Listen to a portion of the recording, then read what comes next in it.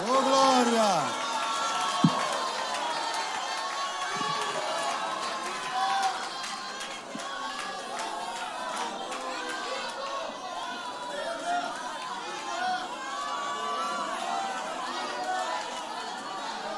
Glória a Deus! Que coisa boa é estar num ambiente onde o Espírito de Deus tem liberdade. Eu quero saudar os irmãos esta noite com a paz do Senhor. Que coisa boa. Podem sentar-se, por favor. Eu quero alegrar-me no Senhor por esta noite e esta oportunidade muito agradável de conhecer esta igreja. Já passei aqui na porta várias vezes. Eu sempre estendi a mão, pastor Alex. Dizia, Senhor, tu podes, né? Visita o teu servo durante a madrugada, joga ele da cama, faz alguma coisa assim. E aí hoje o Senhor nos dá essa oportunidade, né? O tempo de Deus é perfeito. Eu quero agradecer a Deus pelos 6 anos desta igreja. Deus seja louvado. Tenho certeza que muitas pessoas se renderam a Jesus aqui nesse período. Quem aceitou Jesus e ficou firme nesse período de 6 anos nessa igreja, que levante a mão. Olha que coisa maravilhosa. Os frutos estão aí para comprovar que o Senhor tem sido bom com esta igreja. E eu tenho certeza que Ele vai continuar acrescentando o número daqueles que se hão de salvar. Muito obrigado, pastor Alex, por essa oportunidade. Sua muito digna esposa e todo o ministério desta casa. É um prazer poder cooperar com esta festa muito bonita. Sempre bom estar com a família Wesley, né? Que é garantia de que a gente não vai passar luta, né? O pregador vê a família Wesley no cartaz e diz, Senhor, obrigado, né? Não haverá luta, glória a Deus. Às vezes tem umas lutas, né, pastor? Mas é sempre um alívio, né? O Senhor é muito bom. Quem trouxe a Bíblia Sagrada?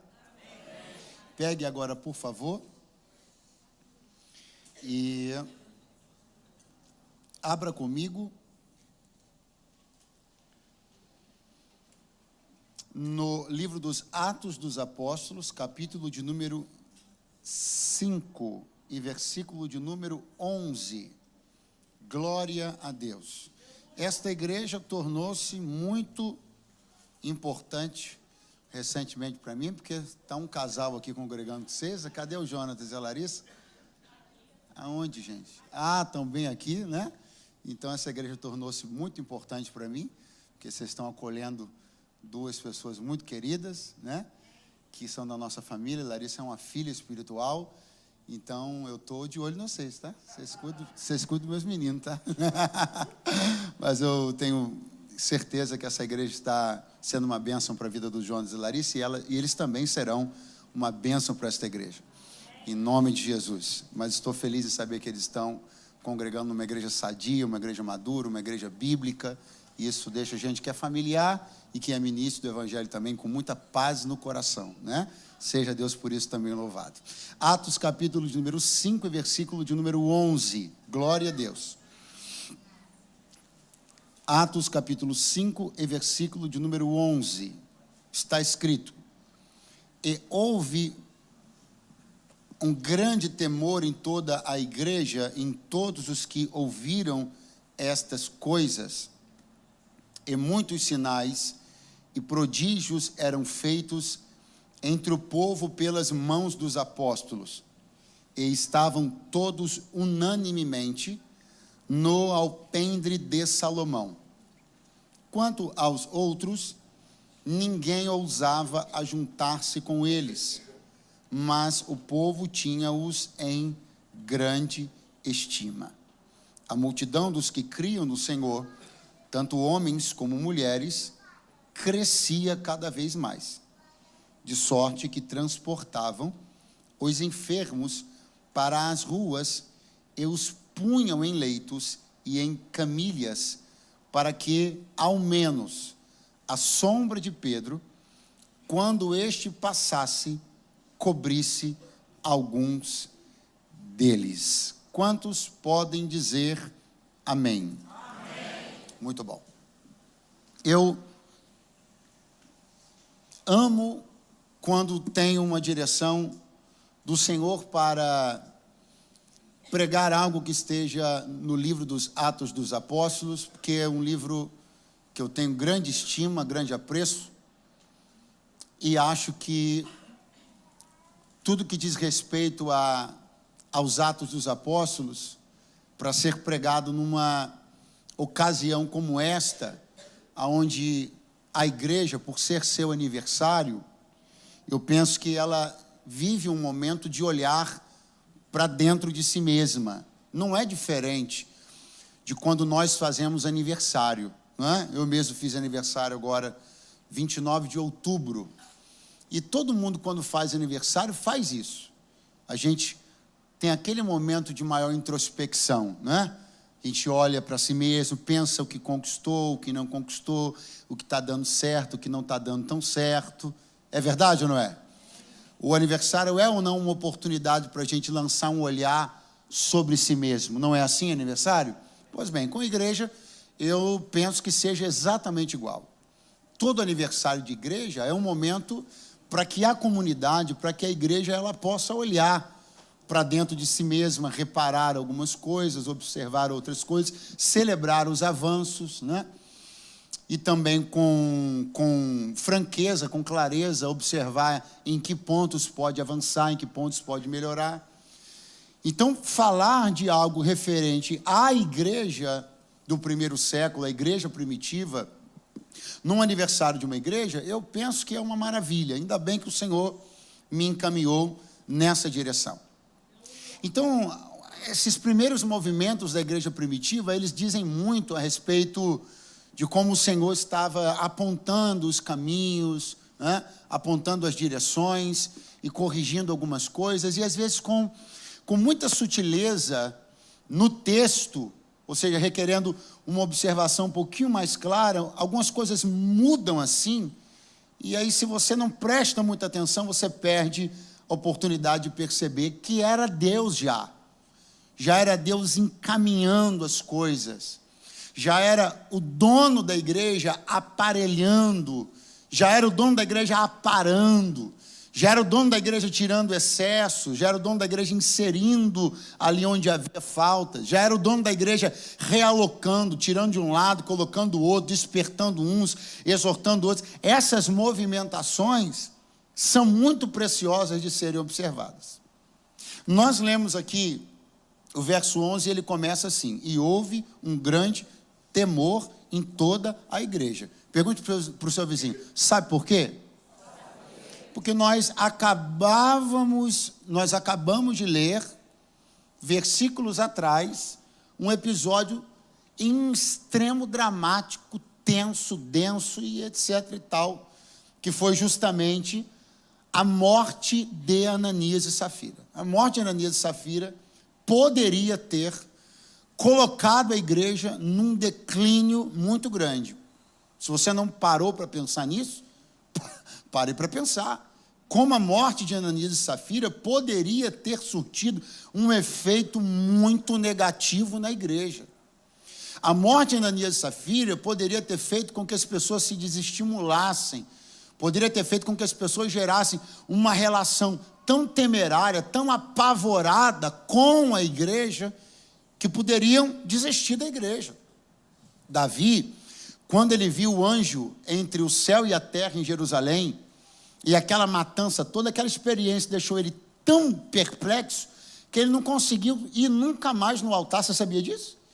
Aquele altar que Davi ergueu na eira de Araruna, ele improvisou lá, porque ele não conseguia mais ir no altar, porque ele ficou apavorado com o que ele viu. Então, cenas apavorantes podem surtir efeitos incalculáveis. A igreja poderia ter descido a ladeira, mas ela subiu a ladeira, né?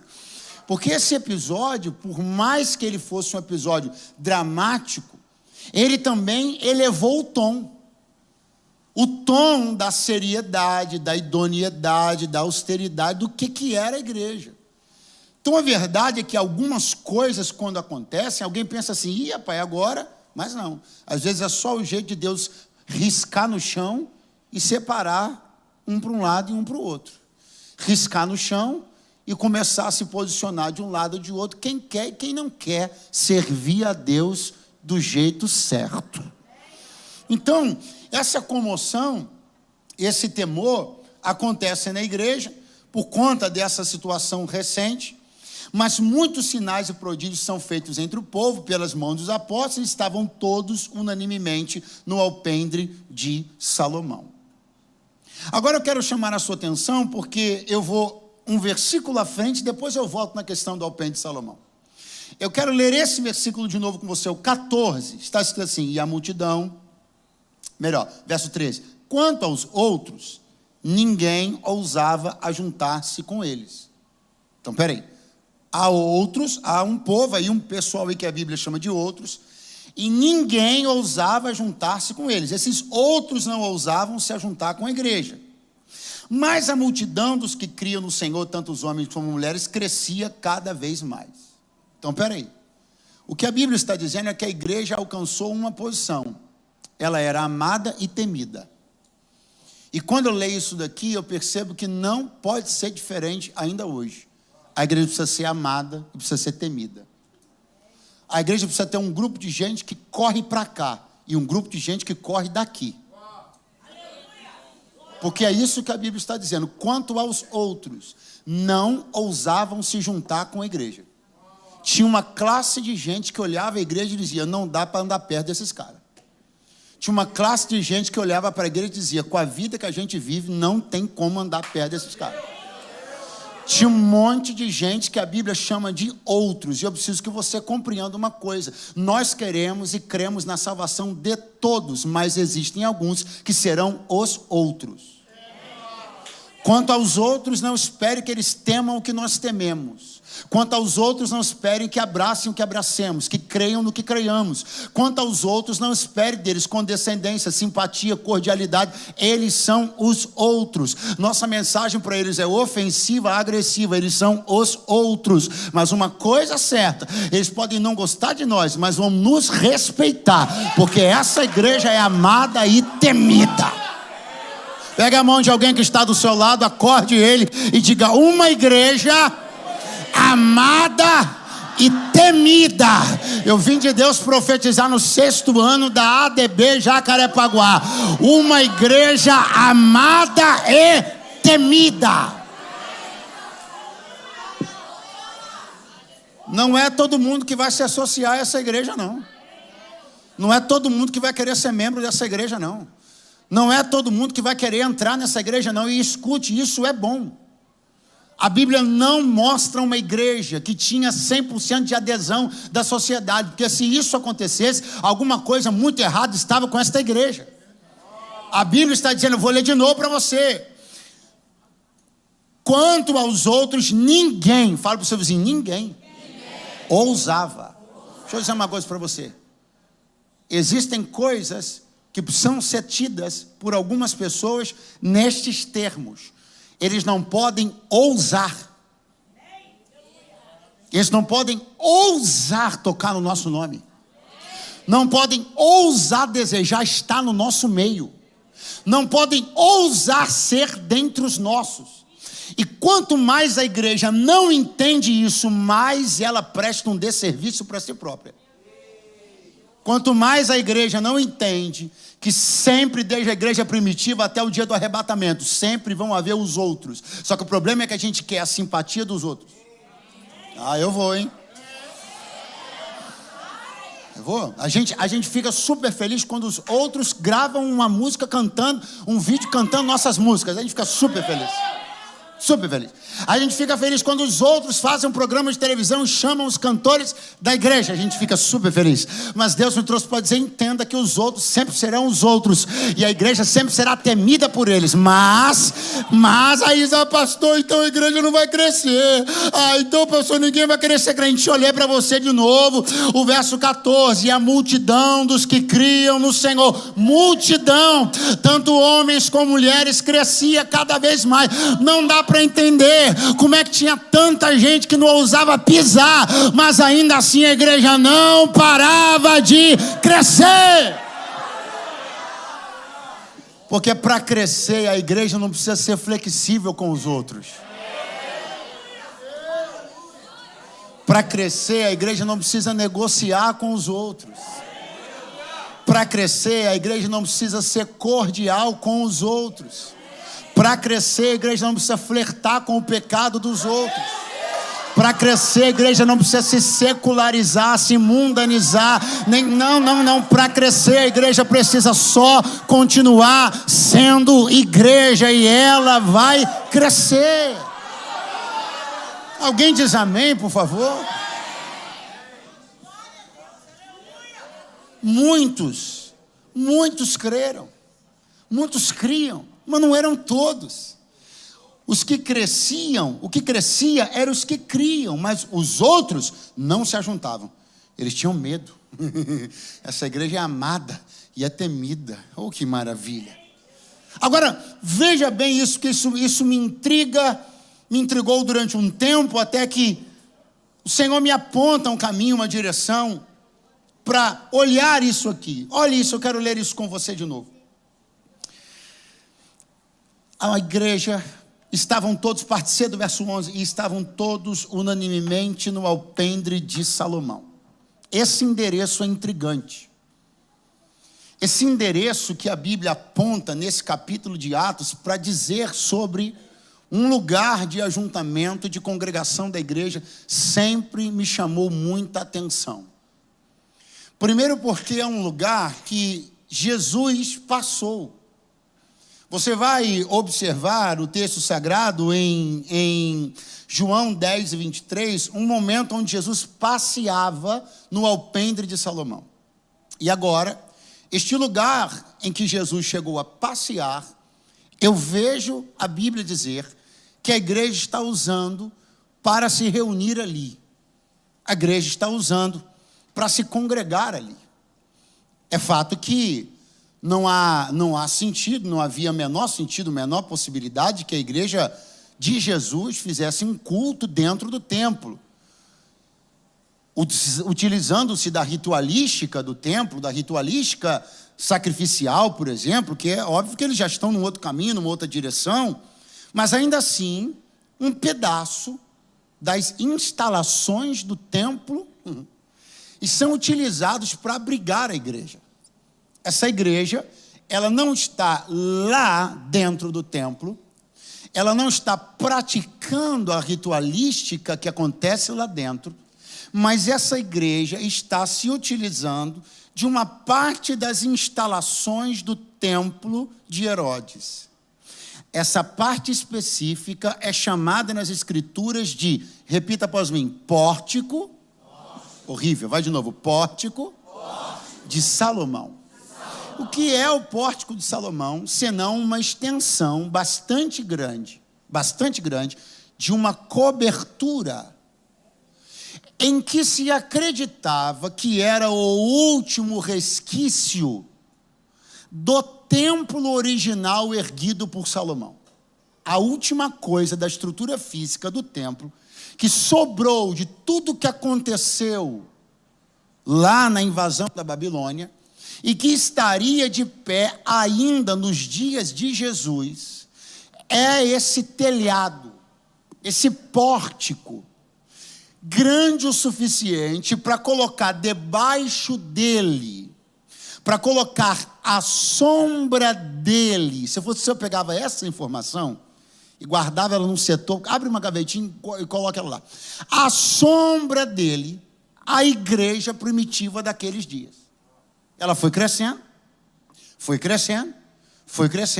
o pórtico era grande, então dava para ir congregando os crentes ali. Só que esses crentes estão ali por um tempo, mas eles não podem ficar ali. Não vão ficar ali. Ficar ali contraria, atenção, ficar ali contraria muita coisa.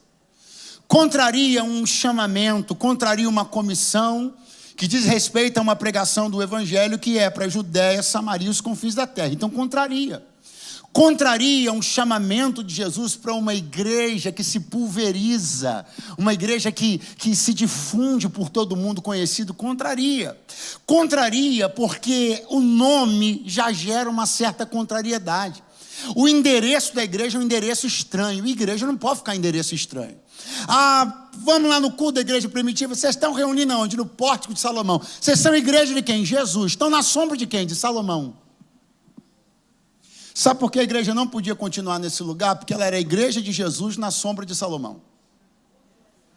Era a igreja da graça na sombra da lei. Era a igreja de Jesus na sombra de Salomão.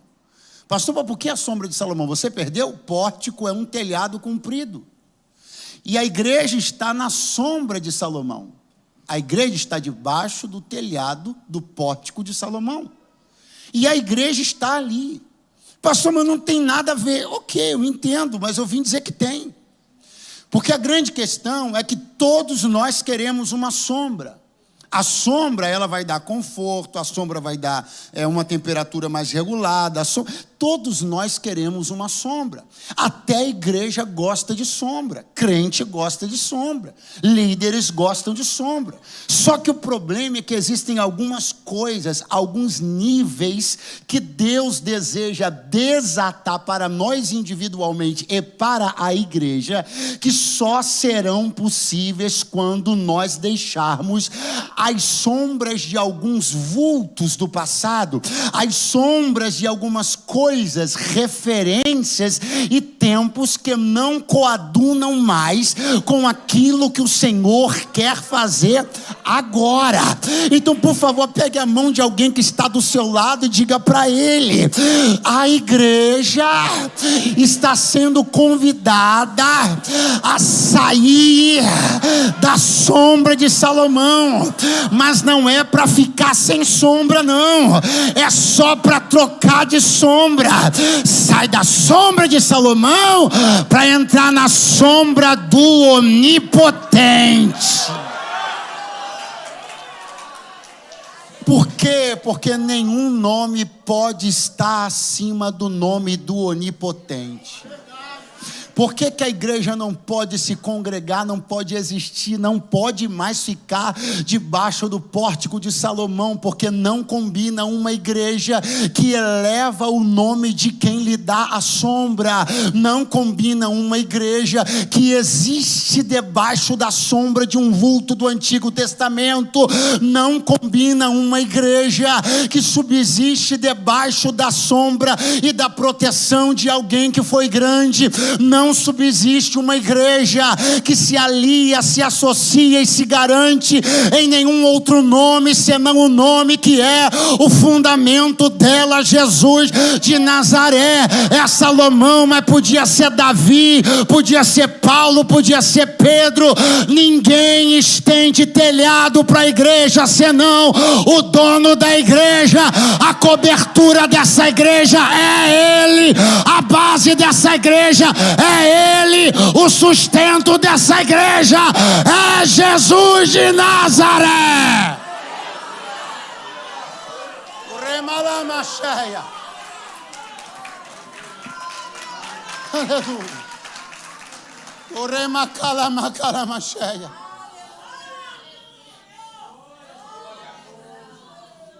Pastor, o que acontecia fora da sombra de Salomão? De sorte que transportava os enfermos para a rua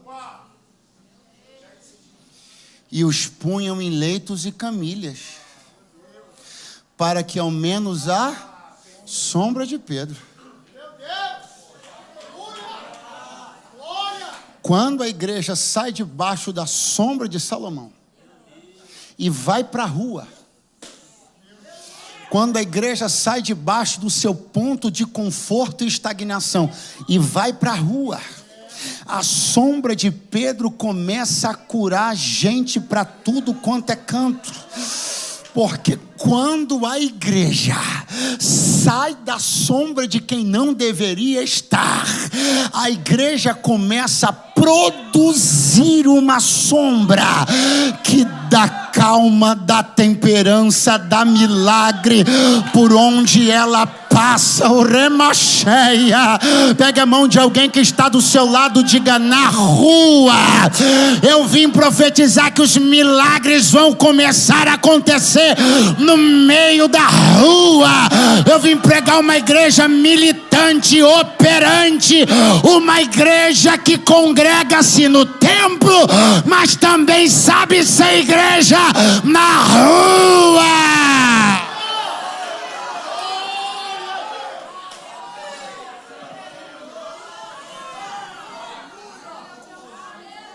Porque algumas igrejas não conseguem produzir uma sombra que dê às pessoas paz, milagre, cura. Porque algumas igrejas não conseguem produzir uma sombra que dê às pessoas frescor em meio aos dias quentes e terríveis que temos vivido hoje. Porque algumas igrejas não conseguem ter poder na sua sombra, porque elas estão debaixo da sombra errada. E toda igreja que está debaixo da sombra errada não tem poder em sua só própria sombra.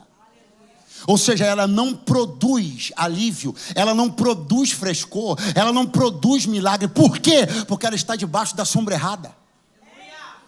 Toda igreja que vale-se de Salomão, ou de seja lá quem for, o Senhor diz na sua palavra: eu não divido a minha glória com ninguém. Por favor, dedinho de profeta para umas 3 pessoas. Diga: Deus não divide a sua glória com ninguém. Com ninguém. Com ninguém. Com ninguém. Com ninguém. Quer ficar no telhado do Salomão? Milagres serão restritos. Quer ficar debaixo dos vultos do Antigo Testamento? As maravilhas serão restritas.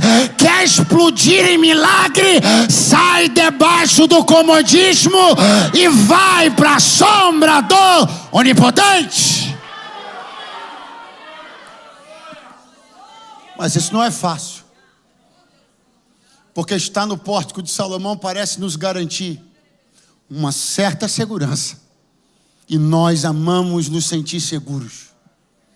Estar debaixo do pórtico de Salomão nos dá a sensação de estar cobertos, guardados e protegidos por um nome maior do que o nosso, com uma história maior do que a nossa, que tenha, portanto, poder ou capacidade para não permitir que sejamos atingidos por isso ou por aquilo, para permitir que não sejamos alvejados por isso ou por aquilo. Eu preciso dizer que não há lugar mais perigoso para um crente do que a zona de conforto. A zona de conforto é também uma zona de perigo absoluto. O Senhor me trouxe no 6º aniversário desta igreja para dizer: até agora foi de um jeito com a igreja primitiva, até o momento também foi de um jeito. Só que para eu fazer aquilo que eu quero fazer a partir de agora, eu vou precisar que esta igreja tenha coragem de deixar alguns portos seguros, que ela tenha coragem de deixar algumas zonas de conforto, que ela tenha coragem de não renegar sua história, não renegar seus líderes. Não é sobre isso que eu estou pregando, mas é de colocar outra vez. Eu digo outra vez porque nós já fomos assim, eu já fui assim. Como? Colocar outra vez a nossa confiança ousadamente no Senhor. Oh, pegue a mão de alguém que está do seu lado e diga: algumas coisas só vão acontecer quando nós voltarmos a ser tão loucos como já fomos um dia. É a hora das maiores loucuras no poder de Deus.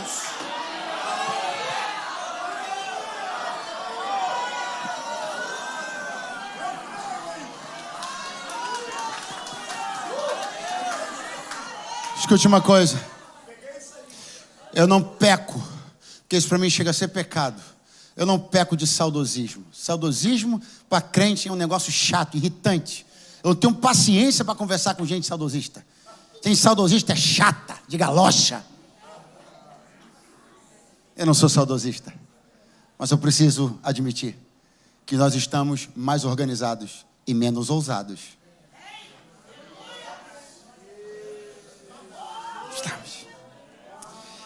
Nós estamos mais politizados e menos ousados. Nós estamos mais culturalizados e menos ousados. Enquanto que eu penso que o melhor caminho para nós é ter desenvolvido todas as coisas que nós éramos nanicos. É bom estar organizando e desenvolvendo tantas coisas na mídia, no digital, no conforto. Estas coisas precisam continuar. Eu não vim pregar contra elas, mas eu vim pregar que não sejam abandonadas aquelas boas loucuras da igreja. Que não sejam abandonadas aquelas agradabilíssimas doideiras que a igreja tem. E eu digo isso sabendo onde estou pisando. Uma igreja pentecostal. Pega a mãozinha de alguém do seu lado. Pega a mãozinha de alguém do seu lado. Dê uma acordada nele e diga: nós vamos voltar a fazer umas loucuras por Jesus. É aquele negócio de derramar azeite, óleo ungido no meio da rua, aquelas coisas boas. Oh, que machataramacaia. Oremi canduhe macha eminara sergia nurga saijo e promanara kalamashere propo e manda kologo na sega larabasha e bere come ne shanda kalabatare e bioshergia naragarabaro que levacha.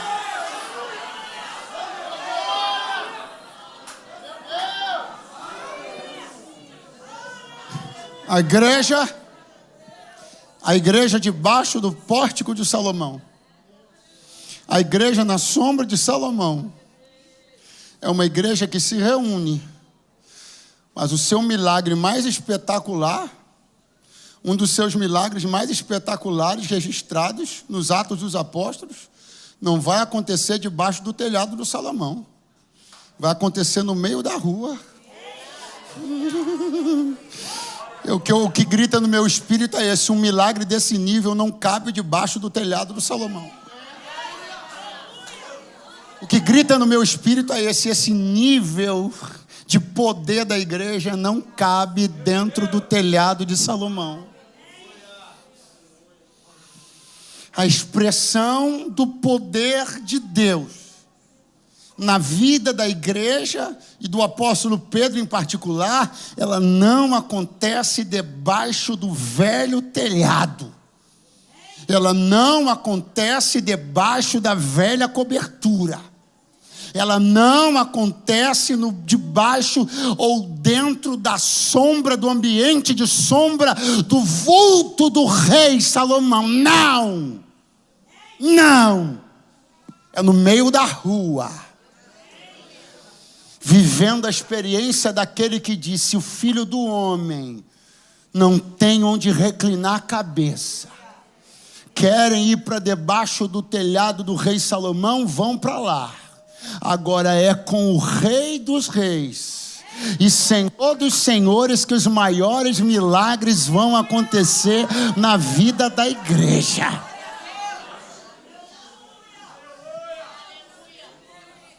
Pastor, qual é a igreja? Ou quem será a igreja que vive e permanece no pórtico de Salomão? Quer saber? Essa igreja terá a grandeza. Essa igreja terá a riqueza. Essa igreja terá a estrutura, mas não terá o poder. Vou dizer de novo. Pastor, como será a igreja caso ela fique debaixo do pórtico de Salomão? Vou te dizer o perfil dessa igreja. Ela terá riqueza, porque debaixo da sombra que você está, a sombra de quem está produzindo, tem poder de comunicar o que ele é para quem está na sombra dele. Alguém está me ouvindo? Quem é Salomão? Preciso dizer quem é Salomão? Então, se o telhado é de Salomão e a sombra de Salomão, se a igreja estiver lá debaixo, o que é que ela vai ter? Riqueza. Pastor, o senhor é contra a riqueza? Eu não. Estou doido que você fique rico. 3 pessoas creram, amém. Tem nada contra a riqueza. Nem individual, nem a riqueza da igreja. Eu quero que essa igreja aqui prospere, arrebente. Eu quero que essa igreja compre o melhor imóvel daqui de Jacarepaguá. Cash, pá, no Pix. Quero que essa igreja chegue para cá. Quanto é que você quer nesse imóvel? 5 milhões, me dá o Pix aqui. Nada contra,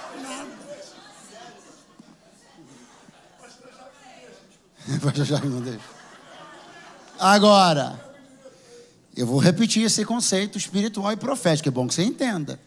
De quem é o pórtico? De Salomão? Então a sombra de quem?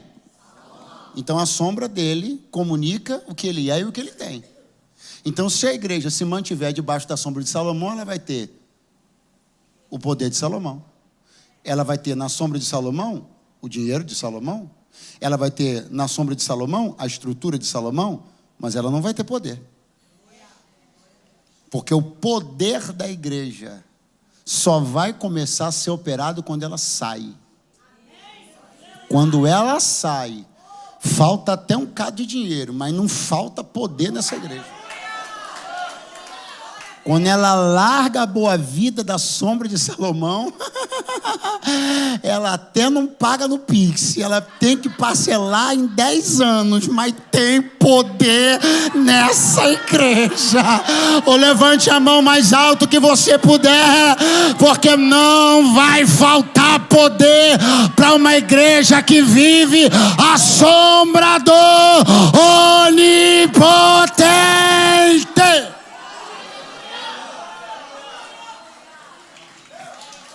Aleluia!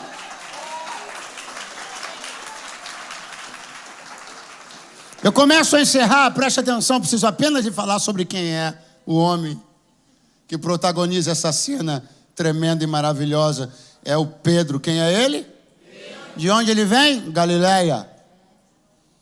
Quem é o homem cuja sombra está curando gente? Pedro. De onde ele vem? Galileia. Vejamos o que diz-nos as Escrituras sobre a Galileia. As Escrituras dizem sobre a Galileia em Isaías, voltam a dizer em Mateus. O quê? Que lá andava um povo, na região da sombra da morte. Quando Jesus encontrou Pedro pela primeira vez, Pedro vivia aonde? Na sombra da morte. Porque o livro do profeta Isaías diz, a Galileia dos gentios, o povo que andava em trevas viu uma luz. Mateus diz, para que se cumprisse a palavra que foi dita pela boca do profeta Isaías, o povo da região da sombra da morte. Quem é o homem cuja sombra cura agora? O homem que saiu da sombra da morte. Quem é o homem cuja sombra cura agora? O homem que venceu a sombra da morte, que não foi engolido pela sombra da morte, que não foi destruído pela sombra da morte, que não foi aniquilado pela sombra da morte. Pastor, aonde o senhor quer chegar? Eu estou lhe dizendo que o fato de você ter sobrevivido te autoriza. Vou tentar de novo. O fato de você ter sobrevivido te autoriza. Não é por acaso que quando Deus decidiu escolher um homem para que a sombra dele curasse, Deus pegou um homem que venceu a sombra da morte. O que você venceu ontem te autoriza hoje. Comece a trazer a sua memória. Eu estou aqui debaixo da autorização do Espírito Santo para dizer isso. Traga a sua memória em oração tudo que você venceu e diga: Senhor, o que eu venci tem que me autorizar. Se venceu lá, tem autoridade agora. Se venceu lá atrás, está autorizado agora. Você não percebeu, mas tudo aquilo que você passou na região da sombra e da morte acumulou em você autoridade. Alguém levantou a mão? Tudo aquilo que você passou na região da sombra e da morte, autoridade autoriza você agora. Autoridade não se compra, autoridade se conquista. Pelo que você passou e o que você venceu, gerou em você nível de autoridade.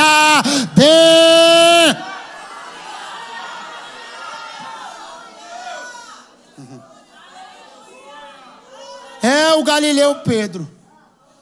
É o Galileu Pedro, o vencedor, aquele que sobreviveu à sombra da morte. Ele tem autoridade.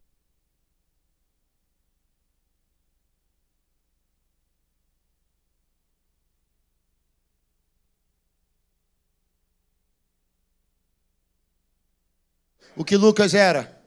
Muito fraco. Vou chamar o pessoal aqui da banda. Porque sempre que vem a banda, todo mundo pensa que vai acabar. É muito importante. Mas vai acabar mesmo.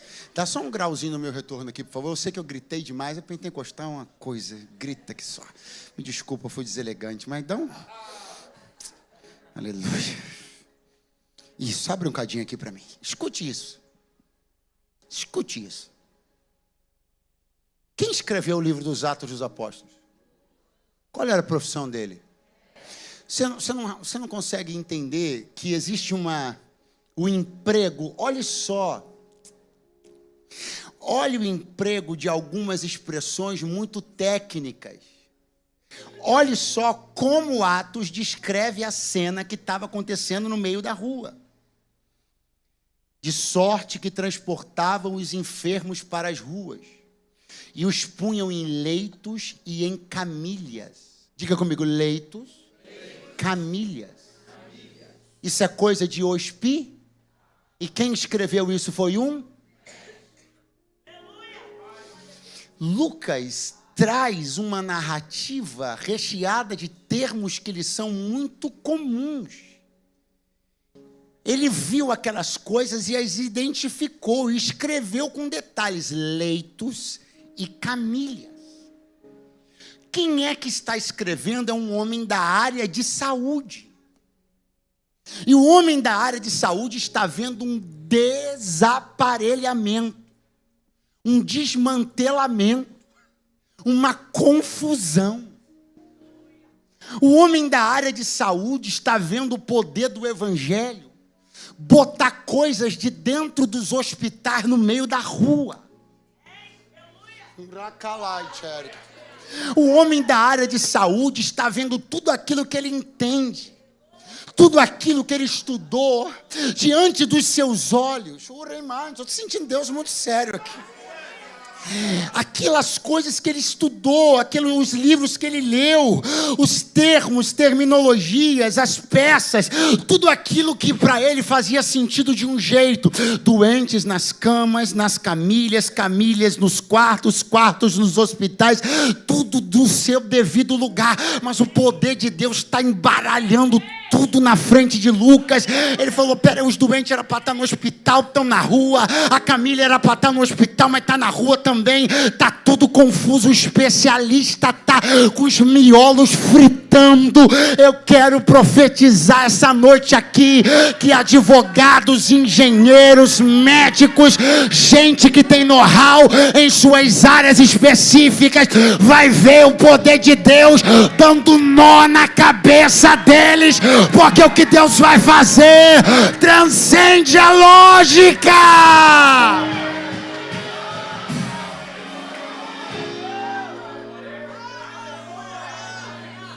Eu estou profetizando. Alguém levantou a mão. Meu filho, abre por favor aqui. Eu estou profetizando advogados lendo uma vez, lendo 2 vezes, lendo 3 vezes. Eu estou profetizando políticos olhando, tentando entender camilha de um lado, leito do outro, hospital vazio. Estou profetizando médicos. Você tinha que ter levantado tua mão agora. Eu estou profetizando médicos olhando para o exame, olhando para você, olhando para você, olhando para o exame, porque o que Deus vai fazer na terra, eu preciso de alguém para crer. O que Deus vai fazer, eu para roxar, vai ficando de pé. O que Deus Deus vai fazer na terra é alvoroço, é alvoroço, é alvoroço.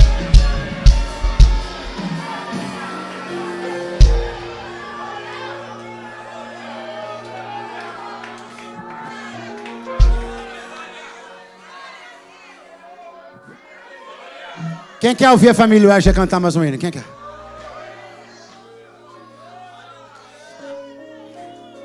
Certa vez os apóstolos estavam chegando numa cidade e eles foram anunciados bem desse jeito: aqueles que têm alvoroçado a terra estão chegando aí. Aqueles que têm alvoroçado a terra estão chegando aí. Aqueles que botam camilha na rua, aqueles que botam maca na rua, aqueles cujas decisões contrariam a lógica, aqueles que Deus é com eles, aqueles que falam nas línguas que o mundo não entende. Alvoroço na terra, alvoroço na terra. A igreja está aqui para provocar alvoroço. Alvoroço, alvoroço. Eu estou profetizando que Jacarepaguá será alvoroçada, alvoroçada, alvoroçada.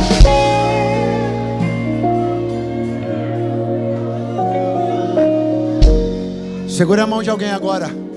Fecha os corredores. Fecha os corredores.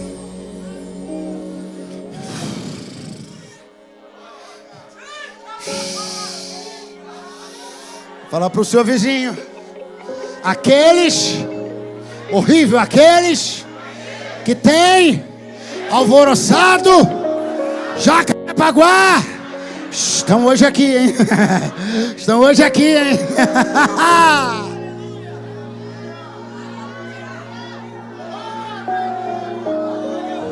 Olha para mim. Tem duas considerações para fazer. Primeira: se apagar tudo aqui, vai ter alguma sombra aqui dentro? Eu pergunto e você responde. Se apagar tudo aqui, vai ter alguma sombra aqui dentro? Eu estou bem aqui, estou vendo uma sombra desse querido tá de azul aqui. Sabe por que tem uma sombra aqui? Porque tem uma luz ali atrás dele. Olha para aquele refletor ali. Essa sombra aqui é dele, mas ela só é possível porque tem uma luz ali. Se apagar a luz, não tem sombra mais. Pastor, de quem é a sombra? De Pedro, mas ela só existe porque tem um foco atrás dele de luz. Pra quê? Pra que tu não te envaideças. Na calabaxé, bacalamanché. É dele, por ele e para ele. Mas a sombra é minha, mas a luz é dele. Mas a sombra é minha, mas se ele apagar tu não tem mais nada. Mas a sombra é minha, mas se ele sair de perto de você, tu é só um qualquer. Ah, mas a sombra é minha, a voz é minha, o talento é meu, a mensagem é minha, mas a luz é dele, se ele apagar tu não tem mais nada.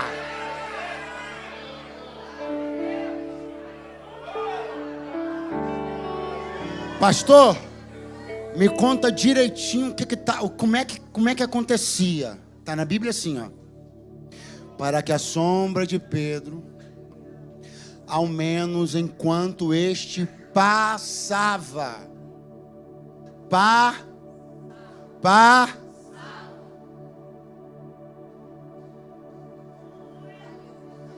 Então como é que é o mistério? Ninguém fica na sombra de Pedro. Sombra de Pedro passa. Jesus não vai dar essa moral para ninguém.